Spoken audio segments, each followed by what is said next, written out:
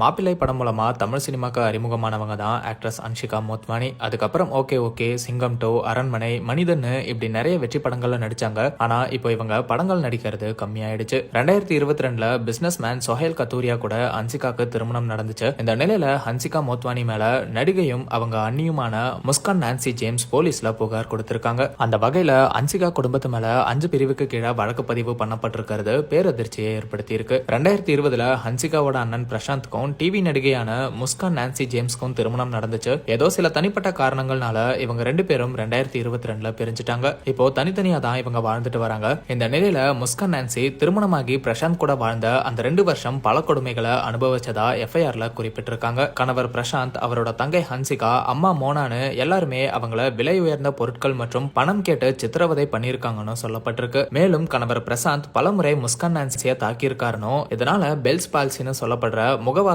ஏற்பட்டு முகத்தோட ஒரு பாதி செயல் இழந்துட்டதாகவும் குறிப்பிட்டிருக்காங்க. ஹன்சிகாவோட குடும்பம் பணம் கேட்டது மட்டும் இல்லாம நில மோசடியிலையும் ஈடுபட்டதாகவும் முஸ்கான் சொல்லியிருக்காங்க. இவங்களோட இந்த போலீஸ் புகார் இப்போ பலரையுமே அதிர்ச்சிக்குள்ளாக்கி இருக்கு.